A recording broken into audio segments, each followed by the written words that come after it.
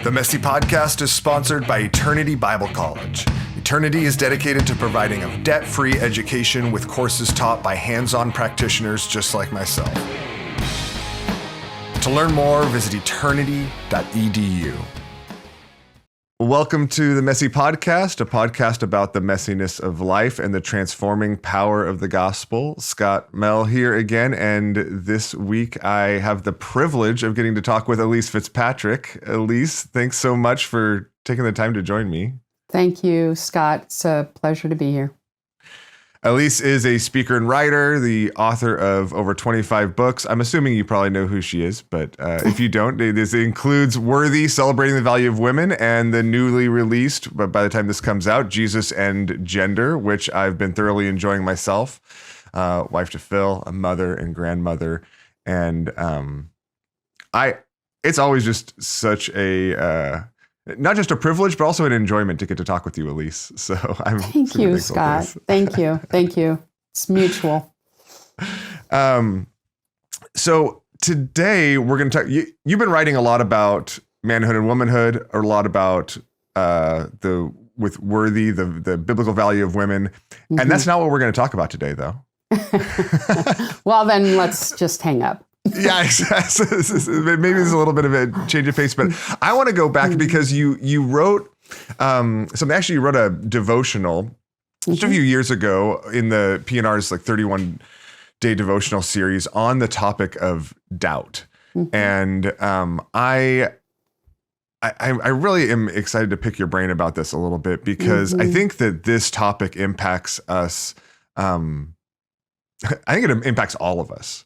Right. I think on the podcast, we've talked about some very specific topics and, some that affect some people, some that affect others. But this is something that basically all of us are going to struggle with at some point. Right. It's if not repeatedly through our lives, and really at the core of a lot of the questions and even a lot of, I think, the deconstruction that many are experiencing. Right. Elyse, you strike me as someone who's a pretty consistent question asker. Is that right? Yes, and I probably make everyone around me nuts, but yeah. Yeah, but I mean, even when you've been taught something, even if you've believed it for years, right? You seem willing to raise the question again, and in that sense, aren't afraid to doubt and ask the question. And I think sometimes doubt can be very clarifying, but also for a lot of us, it can be really troubling and disconcerting. And so I want to just talk a little bit about how we walk with people through the experience of questions, through the experience of doubt. But because I also think that a lot of the experience of doubt isn't just having the right answers, right? It's usually more complicated than that when we experience it. Right. Yeah, I totally agree. It's, it's very easy, I think, to just give information and suppose that information will take away doubt. I think it's more complex than that. So what is it how do you think about the experience of doubt? How do you conceptualize it either in yourself or when you see it in other people? Yeah. Well, I think about it, first of all, as being something that is ubiquitous. Everybody struggles with doubt, whether they want to admit how much they struggle with doubt or not. I think everybody struggles with doubt. Look at the disciples walked with Christ. They walked with the incarnate God for 3.5 years. They saw his miracles. They listened to his teaching. They saw his lifestyle, and yet they doubted. Okay. So doubt is more complex than, if I could just have a conversation with Jesus, I'd be okay. Or if I could just have the right amount of information, I would be okay. I think doubt is part of what it means to live here on this side of the new earth, And so we're all going to struggle with it. Mm-hmm. Yeah. And so in that sense, I think it's so helpful because whenever I even experience doubt, I want the quick route to the way out. Right. Like, and I think that, like, if I could only have a conversation with Jesus, or if I only knew the right scriptures, or knew the right truth, this would just go away. But it's never quite that simple. So what led you to? So I'm actually curious, just personally, why you chose to write about doubt, particularly in the P&R's 31-day devotional series. I know you've written about it a bit before, but it's kind of just a very general and random topic. What motivated you to say this is something that we need to be talking about more? Yeah, that's a good question. In that, I personally think, as I said, that everybody struggles with doubt, but not a lot of people talk about it. Mm. And then also, because I've done work as far as how the gospel impacts us, I always want to talk about things people feel guilty about. That's just, and maybe again, that's just the way I'm wired. But I always want to get to things that I think people struggle with and feel guilty about and hide. So if, like, doubt is everywhere, if everybody struggles with it, but not a lot of people want to talk about it, or they're ashamed of it, then that's something that I want to talk about, because I feel like if I can take something and drag it into the light, it loses power.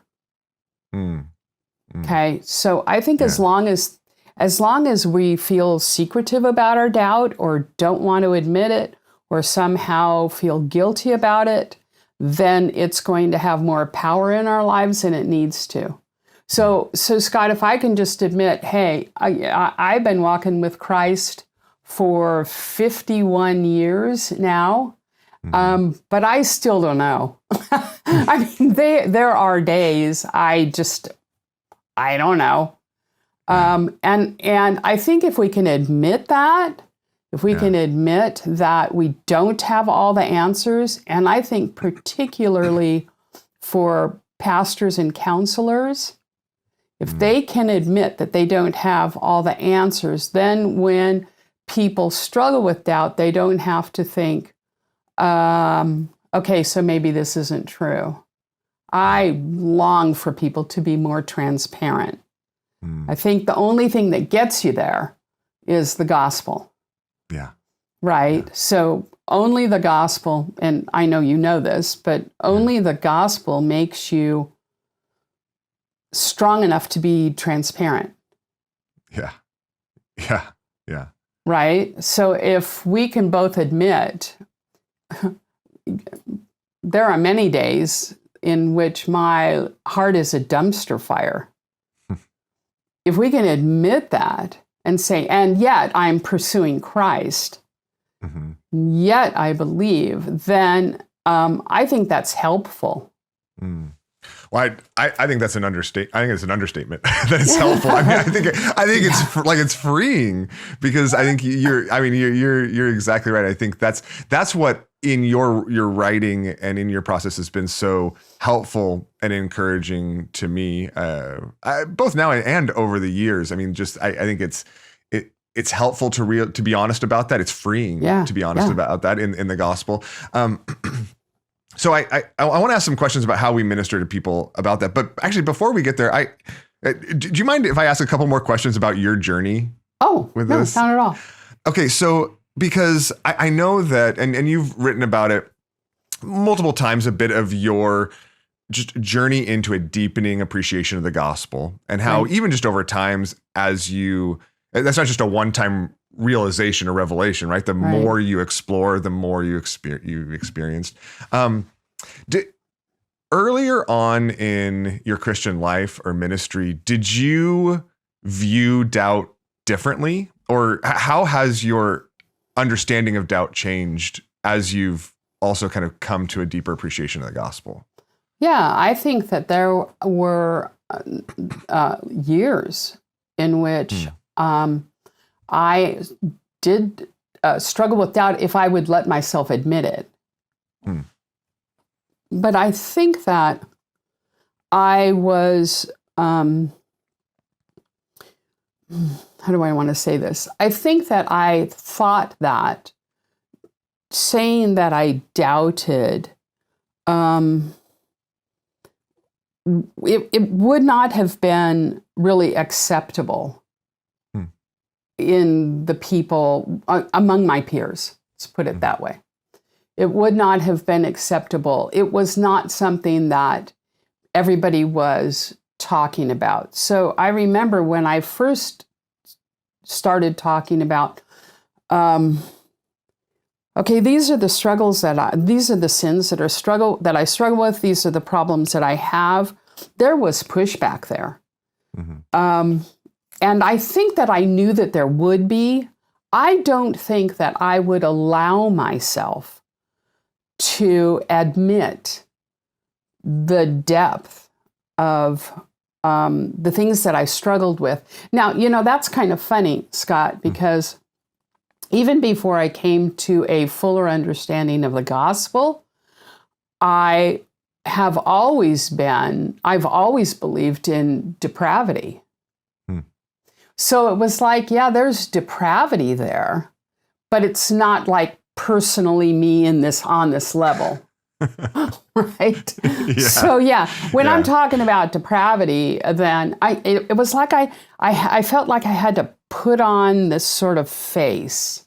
And among the people that I looked up to and thought were my peers, there had to be this sort of face of, I've got my act together. And so I remember a number of conversations where I would have said, I think it's important for us to be a little more introspective about ourselves personally, and then to go to the gospel to answer that. And I think that I got some pushback on that. Like, no, people don't need to see how you struggle. They need to see how you've gotten your act together. Yeah.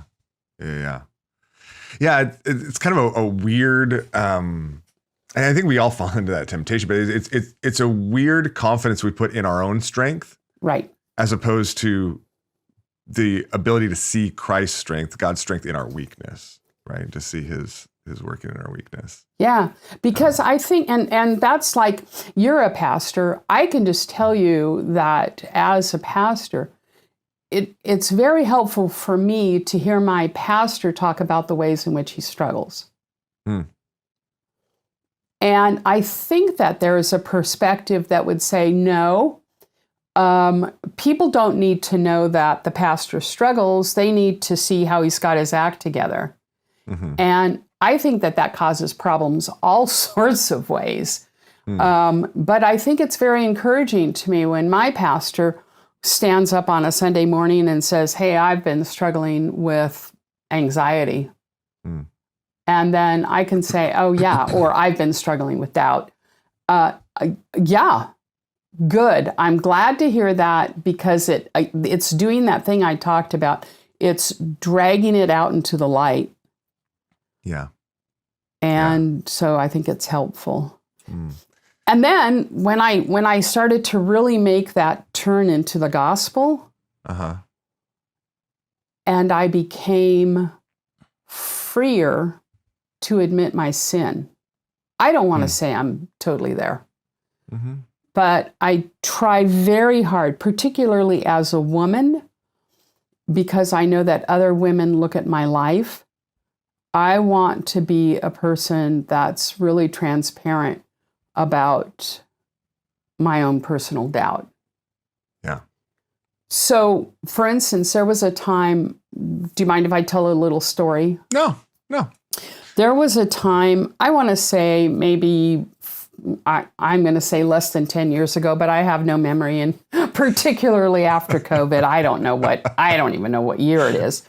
But anyway, when my mother-in-law, who was a very, very godly, wonderful woman, was struggling, she had fallen into a really terrible and terrifying dementia. Okay? So that she was really afraid all the time, and even so fearful that she had gotten a little violent.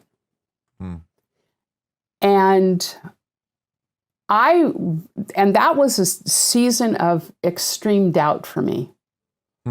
Because I thought, really? Here's a woman who's spent her entire life serving you, Lord, and sacrificing for you, and giving up pleasures of comfort and home and whatever, faithfully serving you, and this is what you do? See, that's doubt. And actually, what helped me at that point was something I listened to by Tim Keller, who sort of helps all of us a lot. He does. Yeah. And he was talking about the man who comes to Jesus and said, I think it's, my daughter is dying, would you come and help? And then Jesus gets waylaid, healing another woman. And then, why is Jesus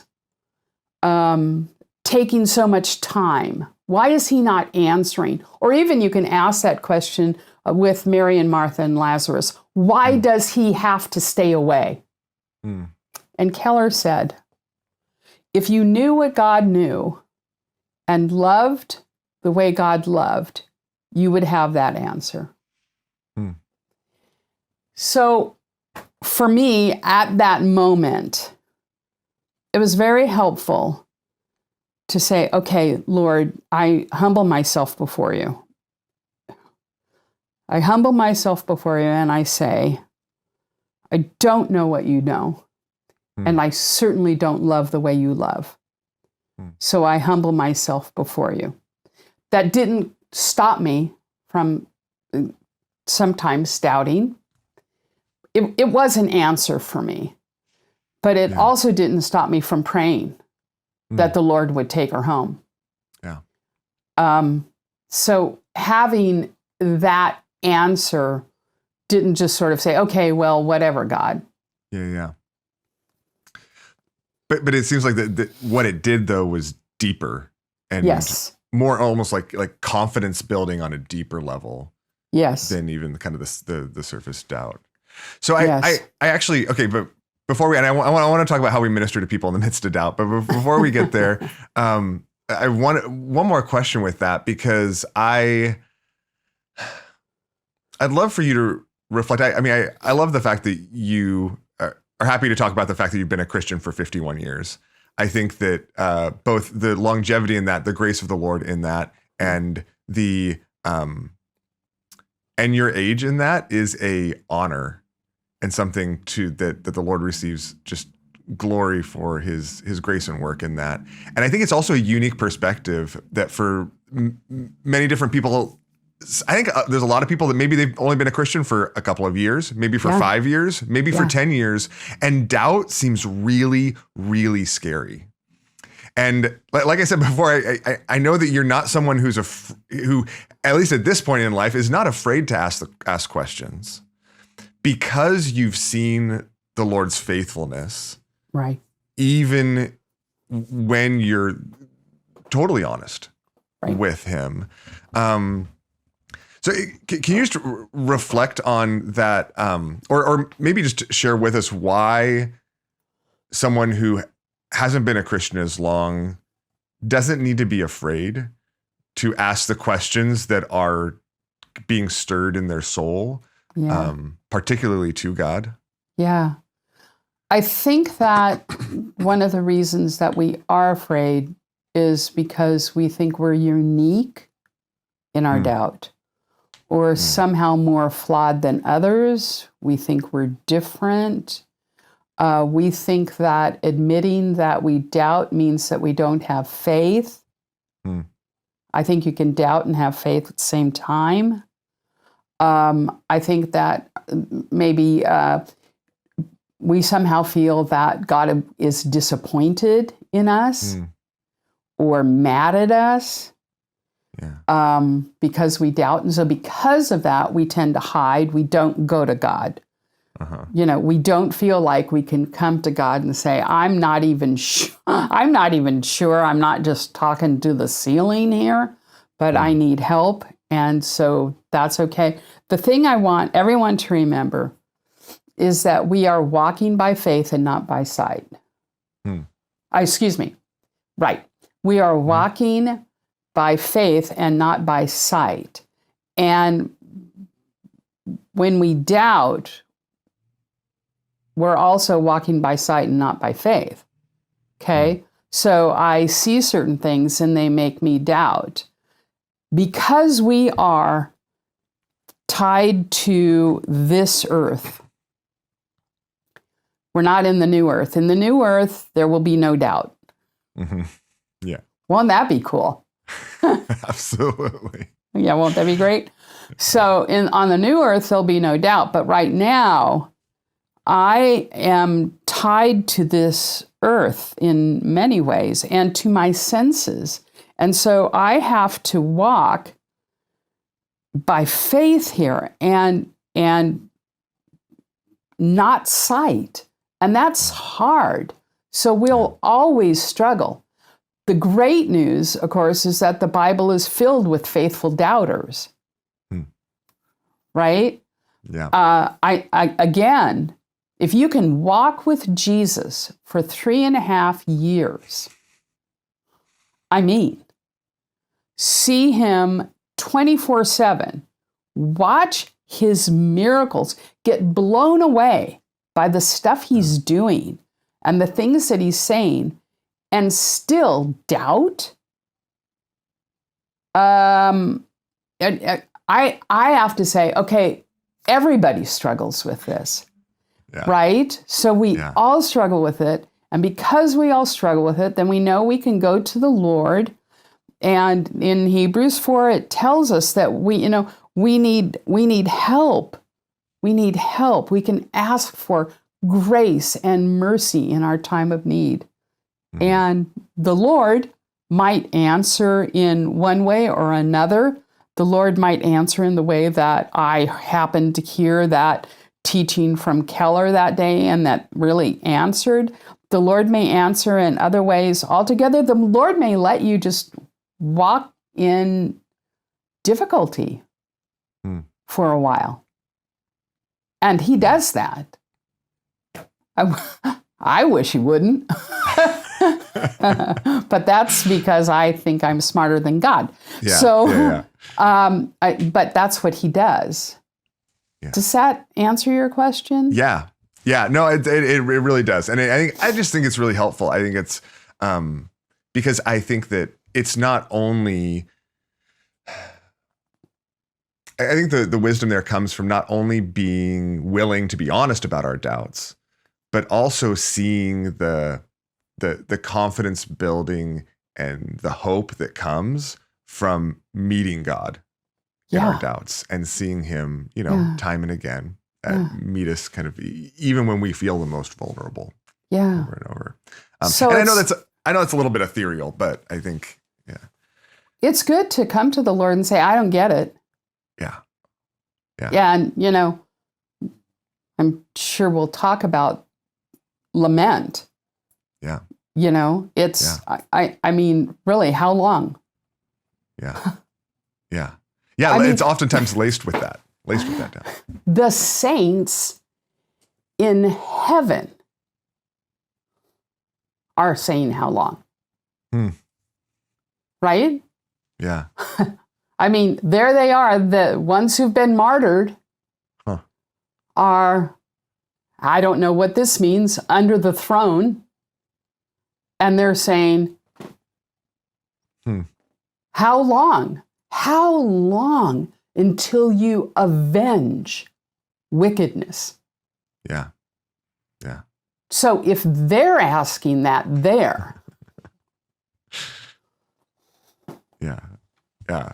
And they're asking, I mean, like you said, they're asking it kind of without doubt, but we don't have that luxury here, right? Yeah. Walking by faith and not by sight. These things are going to be mixed up in our hearts and minds, which I think also then demonstrates a bit of the complexity of what we're dealing with when we're ministering to and caring for people. So I want to pivot a little bit and talk about how we don't just think about doubt generally or even in our own hearts, but how we can walk with people when they're doubting, how we can kind of invite them in and get to know them. And I think that that begins with, this is what we always talk about on the podcast, that begins with knowing them, right? It begins with taking the time to know their unique struggle and where they're at uniquely. Because I think that sometimes knowing that everyone doubts can lead us to maybe preemptively say, oh, well, if you're doubting, then I know exactly what you're experiencing, right? Because we both doubt, oh, I know that. But why do we need to be careful not to assume that everyone's struggle with doubt's the same? Like, how do we, why is it important that we think about people's struggles as unique and not just kind of lump it with one big doubt label? Yeah. That's a really good question. And, we need to understand that doubt in itself is a very big category that has all sorts of threads, if you will, in it. So some doubt is, in fact, informational. You can get some information and it helps. Yeah. Some doubt has a moral basis to it. There is a moral issue. A person could have both information and a moral component to it. For instance, with the moral component, I might say, I want my way and not God's way, or I want to change God. Well, those are moral issues. Some are emotional experiences. Yeah. So if I am a person who, let's say, grew up in a very chaotic house, then where it was very difficult or even punishing to trust, then it's going to be more difficult for me to trust and to fight against the doubt that we all have. Also, I could live a life that maybe is really marked by suffering. So if I'm a person who, let's say I'm suffering physically, I have immense pain every day of my life, then I'm going to struggle with doubt in ways that other people might not. Yeah. So we have to not assume that everybody's doubt is the same. It's very different, and it can have different causes. Yeah. I think it's so helpful, and I think it also helps us to recognize that everyone's doubt isn't the same as my doubt, right? Right. And so it kind of slows us down to ask some of those questions. So what I mean, and it's so broad and it's so general. Maybe this is an unfair question, but what kinds of questions do you want to ask in order to help draw people's struggles with doubt, in order to draw them out? How would you start with someone if they said I'm doubting and I'm not sure, what I believe? I would want to know, first of all, what is it that you doubt? Right? So do you doubt that there is a God? That's a very different question than I doubt that God is good. Or I doubt that he loves me. or I doubt that he's powerful, or I doubt that he's wise. So do you doubt that there is a God at all, or do you doubt that he is good, or do you doubt that he loves you? So I want to know exactly what's the doubt, and why does the person struggle with that? I mean, some people, I would assume, just doubt and don't even worry about it. So why does it even bother you that it doubts that you doubt? You know, and what does that say about what you think about God? So, you know, there's so many questions. You know, I want to know, why is it hard for you to believe? Is it generally hard for you to believe and trust people? Would you be a person that, you know, you could say, yeah, I tend to be all things considered, a pretty trusting person? Or are you a person that really struggles with trust issues altogether? I'd want to ask the question, okay, so whatever this happens to be, this thing that you're doubting, what would happen to you if you actually believed? Okay, so I don't believe that there's a God. Okay, what would happen if you actually believed that there was a God? Or I don't believe that God is good. Well, what would your life be like if you believed that? Those are the kinds of questions. I mean, I want to know, what is the doubt about? And then a lot of times that we have things tied to that. So like, I don't want to trust God because if I trust God, I'm going to be disappointed again. So that's the question I want to try to get at. And not assume. And then, of course, I also want to know, what do you think God thinks of your doubt? Yeah. See, that's a great diagnostic question, Scott, because then that's going to tell you what they think about God and what he thinks about sin or trouble. And then you'll know, okay, this is where I need to help them. I think you're exactly right. That is so helpful to even be able to take a step back and say, okay, wait, how does God even view this whole situation? How does he view you? Like, there's so much information kind of wrapped up in that, that tells us a ton about where the struggle actually is, or what's going on, and whether or not the struggle is even, like you said before, is even really a problem. Right? Maybe it's just some questions they're asking, and it's a part of their journey, and it's not even a doubt. Could be a crisis, but it can also not be a crisis at all. Right. So how do you? So for those that maybe it is a bit more of a crisis, and they're struggling even to be honest about it. Yeah. You talked about how there's such this tendency to hide our doubt, to feel shame about our doubt, particularly in those of us in leadership. Yes. Right? To not be honest. How would you, just interpersonally, how would you draw someone out when they're struggling to be honest about the maybe depth or even specifics of their doubt? Yeah. I would do what I just did with you, which is talk about my own doubt. Okay. Yeah. So, I would describe my own struggles. I would talk about how everybody struggles. I would ask the person also, like, I told you a story. I love the power of storytelling. So I told you a story, and then I might even ask you to tell me a story where you struggled with doubt. And maybe it's not a story that has sort of Tim Keller gave me an answer and I was okay. Yeah. what I want to do is in that story, I want to say, that helped me that time, but that doesn't mean I never struggled again.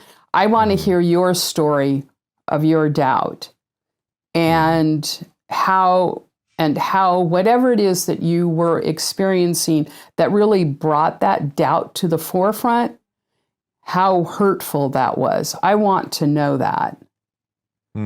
So tell me your story. And I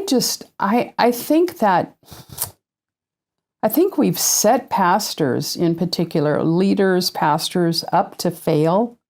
I think we've set them up to fail because we've told them that if their life doesn't look like this, then they can't be in ministry. And what that does is not make people live better lives. I think what that does is make people cover and pretend. So, yeah, I mean, sure, the New Testament talks about, okay, well, if you're going to be an overseer, if you're going to be a pastor, then you need to have these qualities in your life, these character qualities. But of course, that's right. But I think it's really important for pastors to have a group of people around them that are not afraid to say to them, no, you're not being honest here. Let me hear really again what's going on. Yeah. Yeah. Do you think that some of the tension in that comes from, because I hear you in that, both affirming like the fact that there are biblical qualifications for absolutely, yeah, but not only pastors but also servant ministers, deacons and deaconesses in the church. What and so do you think the issue is that we are kind of expecting perfection in those areas, or is the problem that we are adding more rules than or more kind of characteristics than Scripture provides, or I don't know. Yeah, Why do you think that happens? All of that? Well, because people, first of all, I don't think that people have the correct view of sin.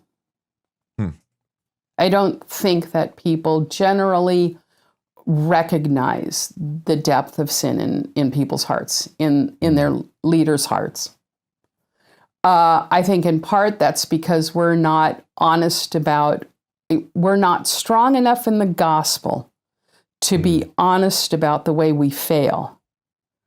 So I can look at you, Scott, and I can see all the wonderful things I know you're doing for Christ. I can honor you and respect that, but I also know something about you. And what I know about you is that you sinned so bad, Jesus had to die. Yeah. Okay? Yeah. I know that about you. Yeah. But the problem is we've lost that, I think, in churches. And in a lot of churches, people are not taught. And part of that goes along with our desire to have this idol, our desire to have a good king. And the reason we think we have to desire to have a good king is because we don't see Christ as the good king. So we want somebody else to be that. Yeah. But people are always looking for somebody who, they can sort of pattern their life after. And in a way, that's not bad, because Paul said, follow me as I follow Christ.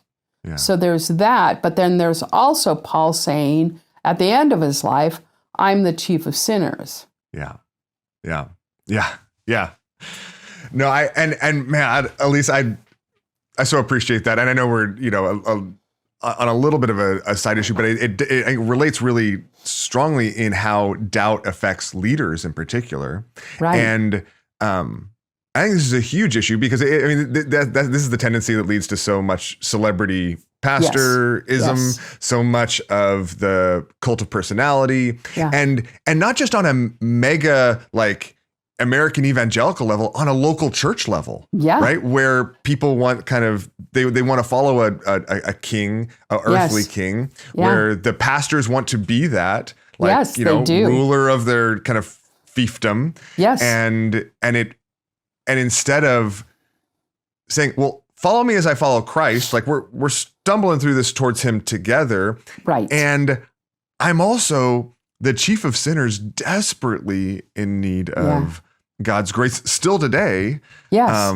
As soon as we put that facade on, the layers come and come and come and come and come, right? They grow and grow and grow. And then, which increasingly, I think this is why it's so related to this, it makes doubt harder and harder to be honest about. Yeah. The more that mass grows, and the harder doubt is for the leader to be honest about it. Right. That reality permeates the entire church. Right. Exactly.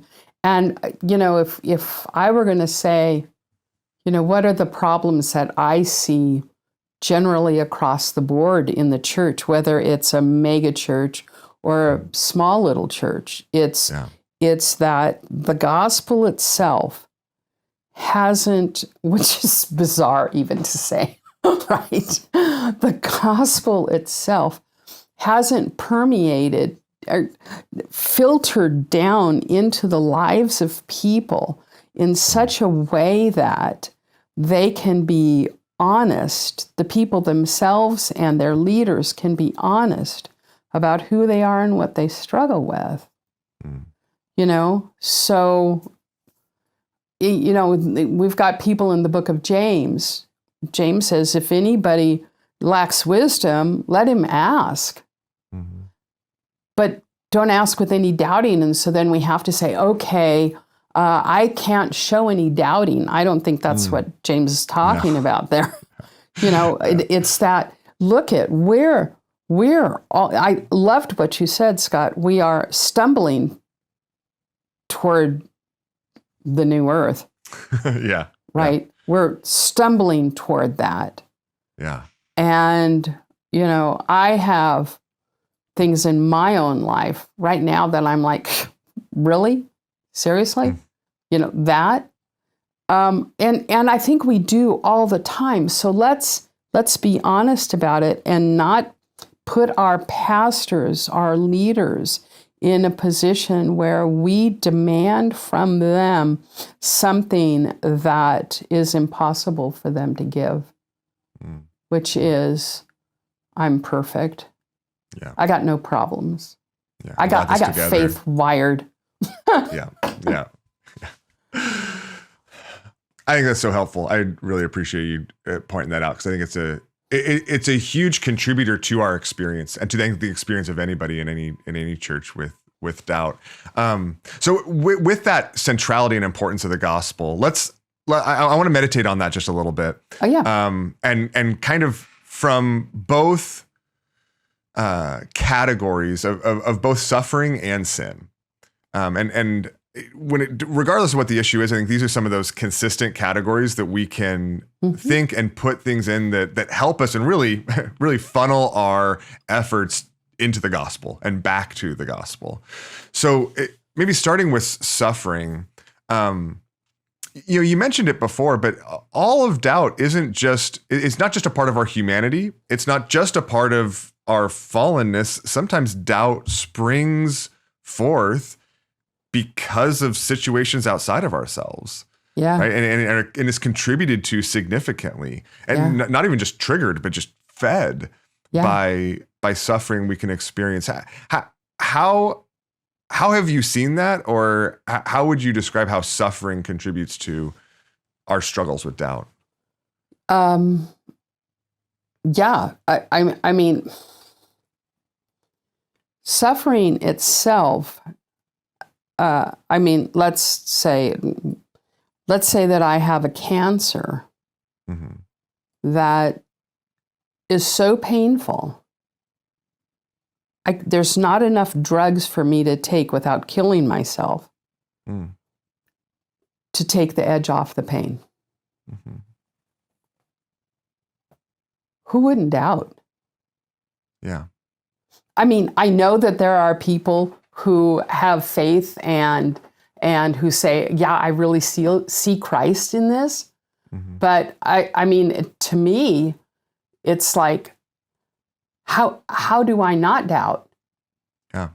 How do I not? And so it's hard to believe that God loves us. Mm-hmm. How do I say to that mother who is holding the body of her child? Mm-hmm. You have to believe God loves you, Yeah. and never doubt. How do I say that? Mm-hmm. Yeah. So again, the Psalms are filled with lament. Mm-hmm. The Psalms are filled with lament, like Psalm 89. How long, Lord? Mm-hmm. Will you hide forever? Mm. Will your anger keep burning like the fire? Remember how short my life is. I mean, that's the psalmist. Have you created everything for nothing? It's a really great verse. Have you created everything for nothing? And I think it's appropriate and right to tell people, look, lament. You're given the book of Psalms in particular to to give form to those questions. And it's not wrong to do that. But if we're going to talk about suffering and doubt, you have to talk about Christ on the cross. Mm. Right? Yeah. So here he is doing, he knew what he was called to do, and he walked freely into it, accepting God's plan, his Father's plan for his life. Not my will, but yours be done. Shocking. And then you have him on the cross in his humanity, Scott, asking questions. Mm. Yeah. And so in that, we can even say, okay, not all question asking is wrong. Jesus wasn't wrong in his humanity when he said, what's up? Yeah. Why have you forsaken me? Yeah. And in his humanity, I don't think that and this gets back to the whole gospel, which is, I don't think that Jesus is just fulfilling Scripture, thinking to himself, yeah, okay, I'm supposed to say this because that's, a messianic thing to say. I think Jesus is in his humanity actually asking a question. Why have you forsaken me? Because at that moment, all of God's wrath, it wasn't just that he was suffering physically, but all of God's wrath for all of our sin is being placed on him. Yeah. And the great news right there is that you have Christ's perfect record of asking questions of God and not sinning. And that's your record. Because his perfect record is given to us. Yeah. So the gospel, see, when I say the gospel, I do mean, and here we are at Keller again, I'm more sinful and flawed than I ever dared believe, more loved and welcome than I ever dared hope. Yeah. Okay. It is that, but it's also really looking deeply at the life of Christ and saying, what did he experience? How did he live?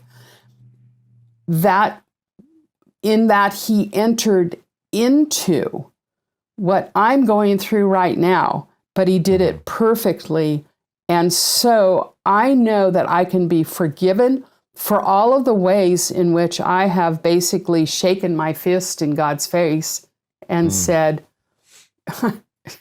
this ain't right. Yeah. But then also that I have his perfect record of saying, I don't understand, but doing so without sin. Yeah.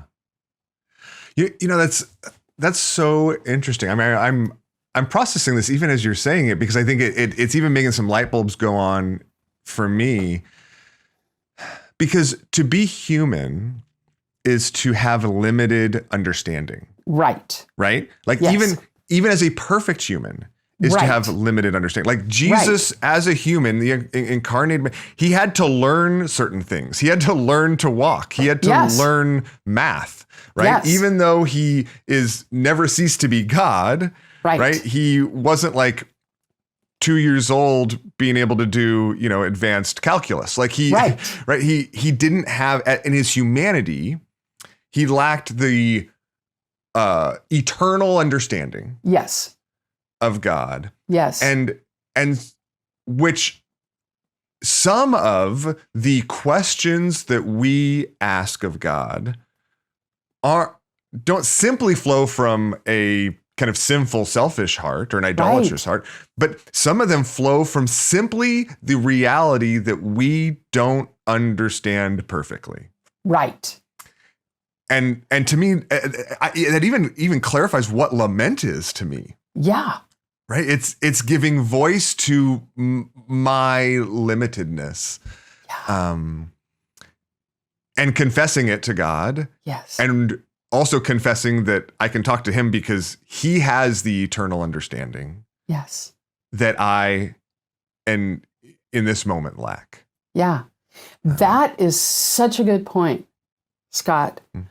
And again, I think that's a place where we're missing it in general understanding, let's say, of our Christianity, that we are finite.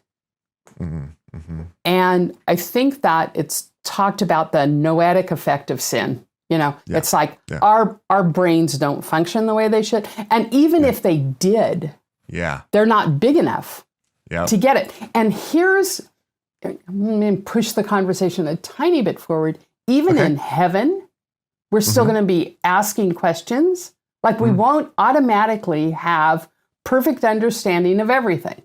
Yeah, I think that's fair. Which is part of, one of the things forgive me, I'm always sort of trying to live at the new earth, but it's like, one of the things that's really enjoyable is learning. Like right now, what we're doing, this is enjoyable. Right? Yeah. So this is going to get transferred there to the new heavens and the new earth.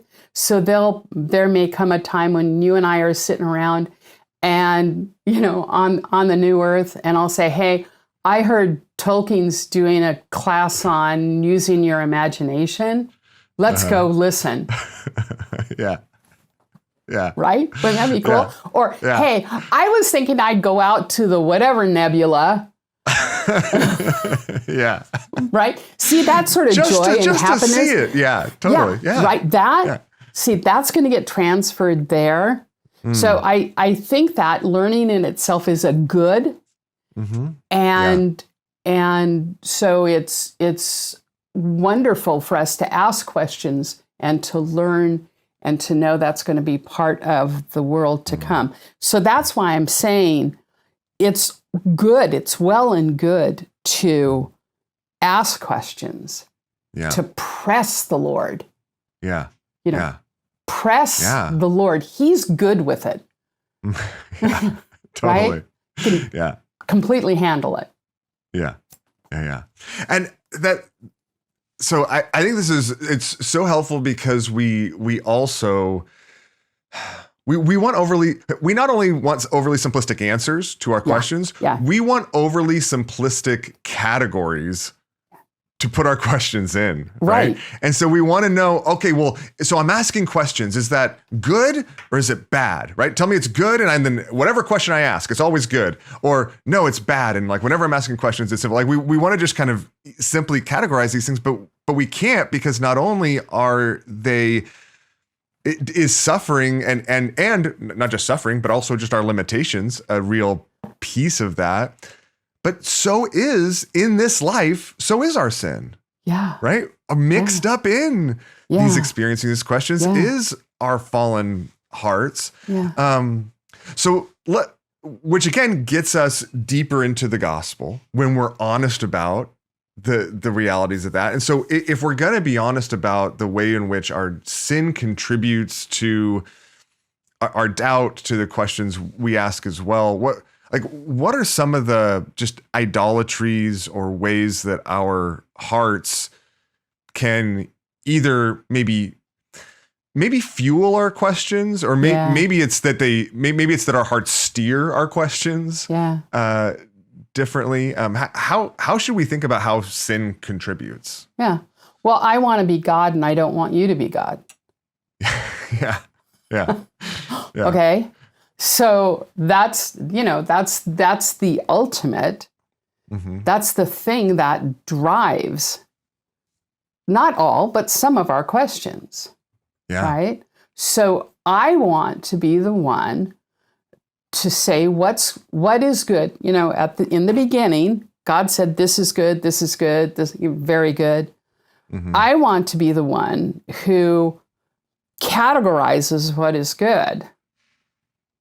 Mm-hmm. And I don't want to humble myself and submit to something God calls good.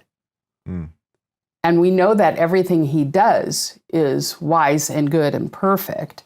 Mm-hmm. So I personally don't want to submit myself to that. I want to be the person who gets to call the shots. Yeah. Right? So, I think that self-worship, pride, idolatry of my own intellect. Yeah. Idolatry of my own ability to size up a situation and know what would be best. That idolatry will drive doubt, because if I think I know what's best and that's not what's happening, then I have to question God. Mm-hmm. Yeah.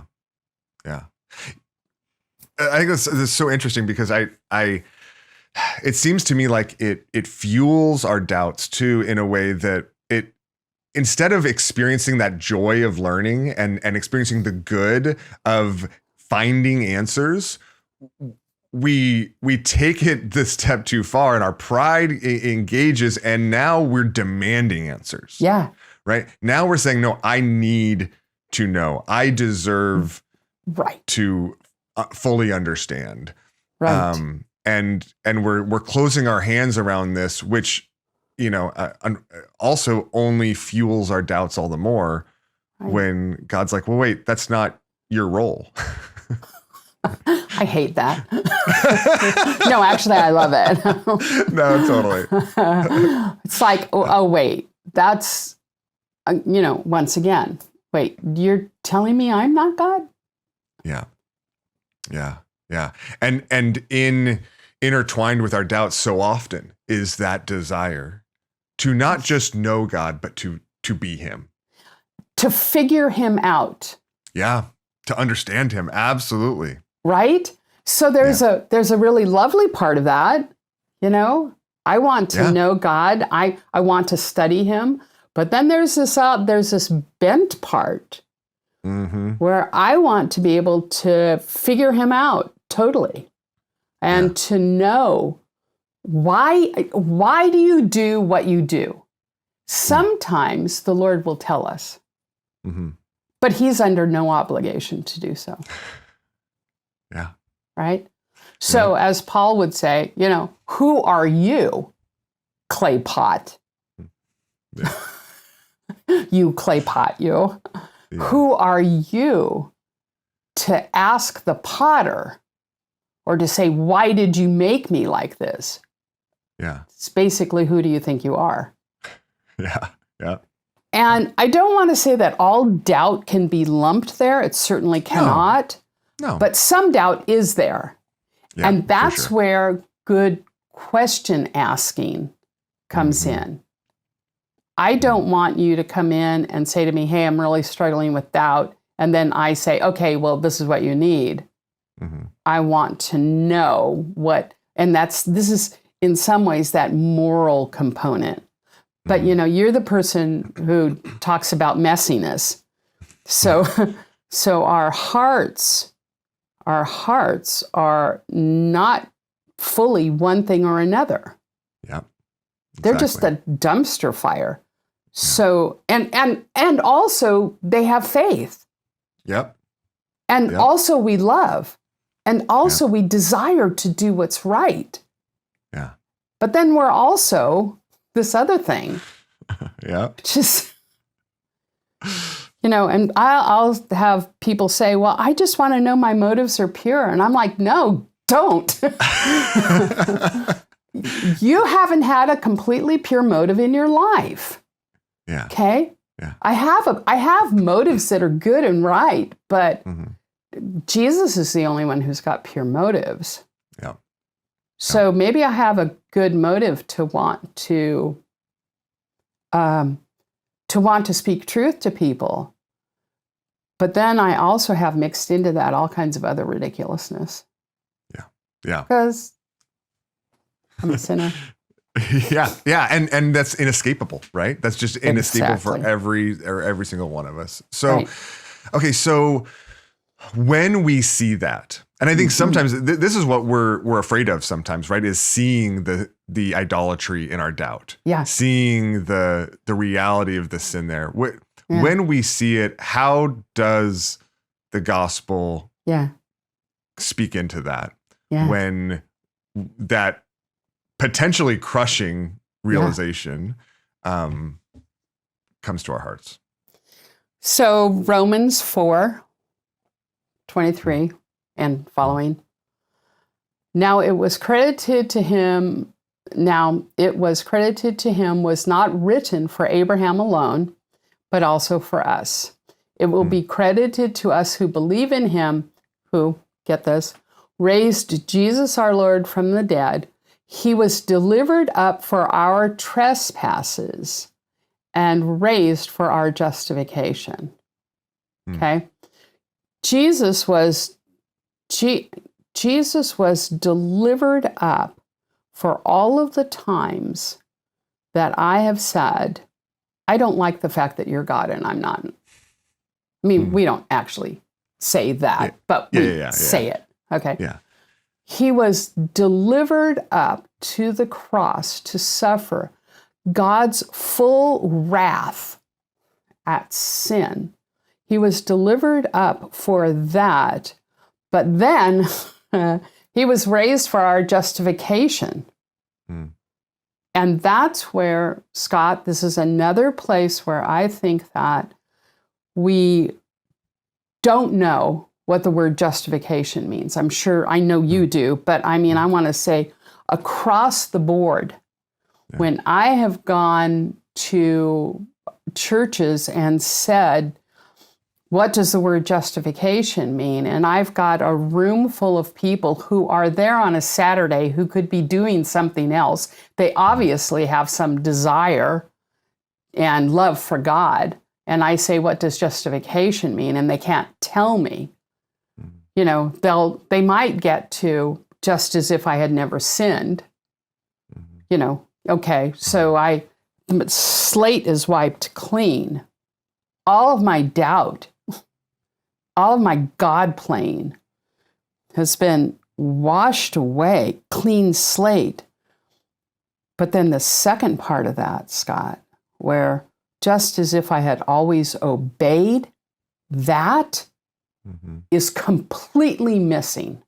I don't want to say completely missing, but it's pretty much completely missing from our understanding as Christians that not only are our sins forgiven, but also that we have righteousness. We have the righteousness of Christ. And so when we talk about being able to admit our struggle with doubt and our idolatries, I want to say to people, there is no sin, whether it's just infrequent or frequent or a life pattern. There is no sin that is not forgiven in Christ, and you have been given the record of Jesus Christ, who perfectly fought sin his entire life. It's why he had to live a whole life.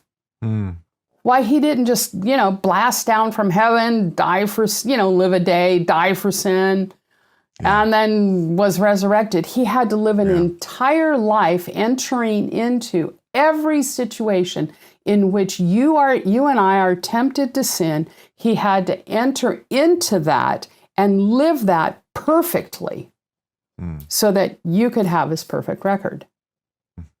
So I need Christ's record as a child. I need his record really bad as a teenager. I need his record, as an adult. I need his record. Yeah. And that's the only thing. Knowing that before God, not only are my sins forgiven, but I stand completely righteous, justified. Not only are my sins forgiven, but I stand completely righteous. That's the only thing that'll give me the faith to fight my doubt and to confess my idolatry. Yeah. Yeah. What an incredible foundation to be standing upon. Yeah. I mean, even as you described it, I'm afraid that when it comes to our sin and even when it comes to our doubt, so often we feel like we're asking the questions like on a tightrope, and we better not ask the wrong one or put it the right way, because we're going to slip off. But he's like, no, you're not on a tightrope. Like, you are on the solid foundation of my righteousness. Right. You're a beloved son. Yeah. Yeah. So ask these questions and ask them knowing, kind of secure in that identity, which, I mean, I know doubt also eats away at our, understanding of that. Yeah. But when we can affirm to people the reality of that hope they have and that foundation they have, it changes the questions we ask. It changes how we ask them, but it also changes how we feel about the fact that we're still asking questions. Right. Most fundamentally. Yeah. Like you've been saying. So you can be at rest. Yes. Yeah. So content, we're at rest. even without knowing all the answers.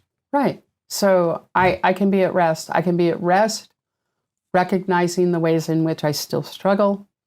I can be at rest, knowing that I may never have the answers, at least not here. I can be at peace because I know that my understanding it is not what peace is based on. Peace is not based on my understanding of what's going on. Peace is based on the fact that I know I'm loved and welcomed.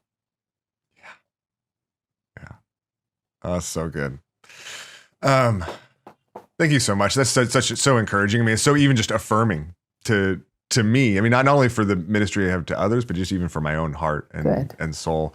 Okay, but before we wrap up, I want to ask a couple other just real little practical questions. One is just about practical serving, because I think sometimes when people are doubting, we always assume that the only thing we can offer is words, right? Right. But people need more than that, right? We're embodied for a reason. Yeah. So beyond our words, are there any practical ways we can come alongside and serve those that are struggling with doubt? I mean, yes. So enter into a life with them that, you live honestly before them. So it's not just like, okay, I'm going to talk to you about my doubt when we're in a counseling session. Yeah.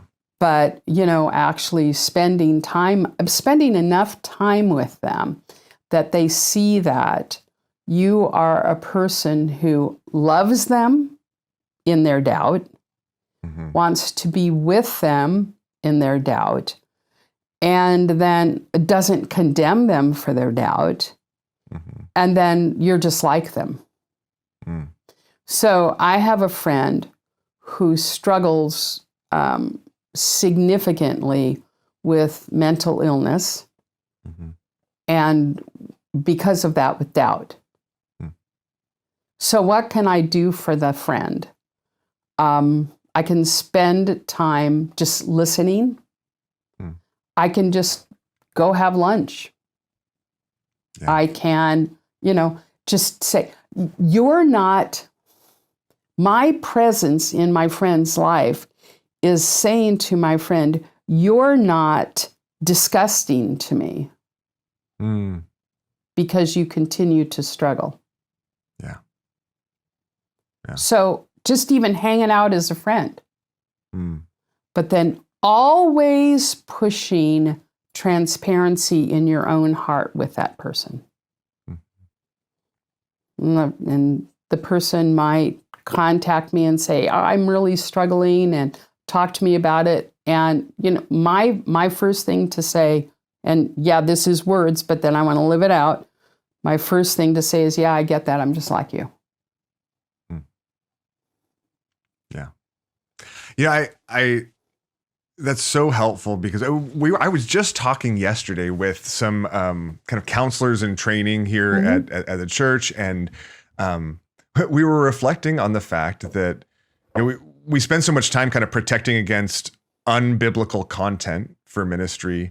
I think sometimes we fail to realize that by like the formal counseling setting, which I love and do a lot and utilize, because I think it's a good form of contextualization in a number of things, but to see that as like the primary or ideal format for ministry is to imbibe the world's structure. Exactly. Right. We didn't get that from reading the Bible. Right. We got that from the therapist office. Right. And there's so much power in spending time with someone that conveys to them doubt isn't this. Doubt doesn't ruin everything.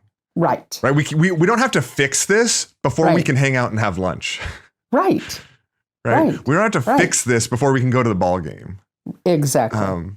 Now we're also not just going to like go to ball games and lunch and never talk about doubt, right? But the holistic nature of that conveys so much of the gospel, right? It's incarnational in that in such a powerful way.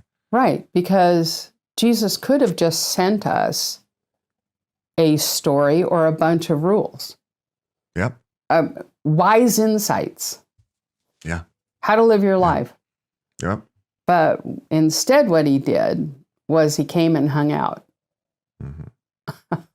Which is, wait, what? Yeah. Yeah. And now then said, it's better for you that I go so that my spirit can indwell you as you hang out with one another. Right. Right. And again, he could have just given us like the list of here's the 54 truths that you need to know. Right. And then it's all, but that's not how it works. Right. It's not how our hearts work. That's not how our lives work. Right. So, right.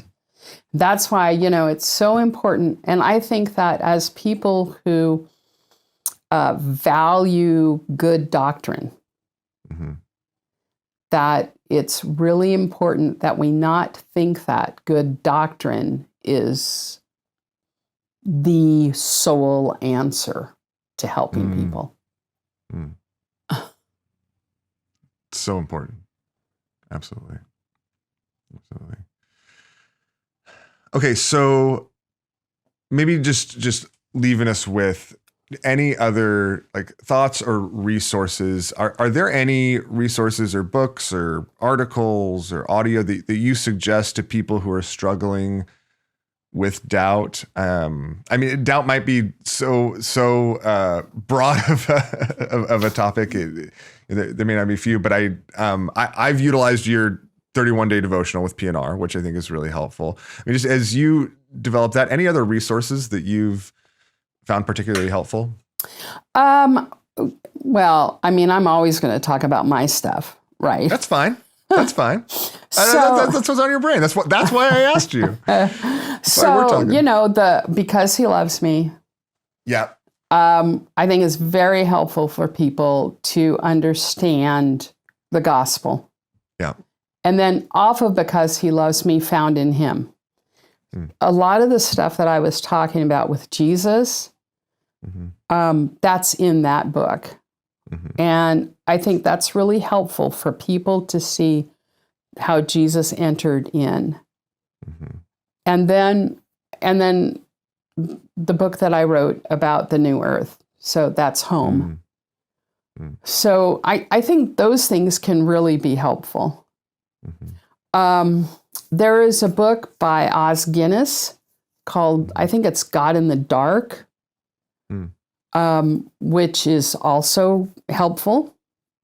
I think that's good. Okay.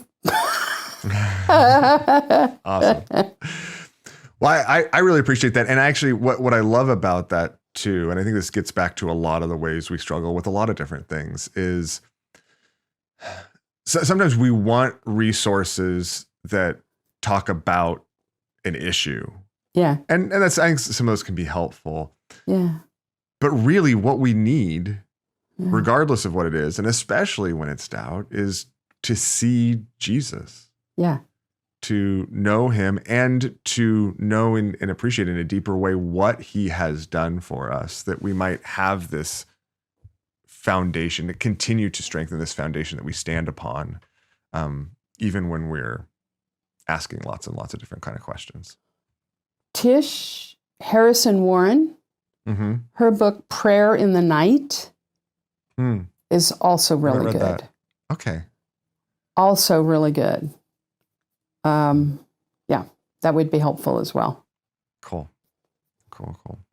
Well, we've touched a lot of different aspects of, I think, both the struggle and the dynamics in the church. Any last thoughts? How about this? Any last thoughts for anyone who might have listened to this because they wanted to help people who are struggling with doubt, and maybe have been drawn into realize that if I'm honest, I have more doubts than I tend to admit? What would you encourage for that person? What would you encourage that person to do if they're maybe willing to, even just after the last hour, willing to be a little bit more honest than they even have before? Yeah. We're just like you. So know that you're not alone. And also, I think for the person who wants to help people, the reality is you're not going to be able to give anybody faith. You're not going to be able to even cause doubts in somebody to go away. That's the work of the Spirit. So you can rest in that. So you see doubt in your own heart and you say, oh, I've got to do something about this. Then ask the Lord and he'll help you in his time and in his way. But then also know you're not going to be, even as you recognize your own doubt, you're not going to be the person who can solve everybody else's struggle with doubt. So you can be patient with people. Right? Because you can't get it done. No. The Lord has to do it. And if you knew what he knew and you loved like he loves, then you would be okay with the process. Well, that's a perfect way to to wrap us up, because I think that's the reminder that all of us that are ministering to other people constantly need to remember. Right. So, thank you so much, Elyse. I really, really appreciate it. It's always just such a joy, and I always glean from our times together. So thank you, Scott. Thanks. Yeah. And thanks for listening. We will see you next time.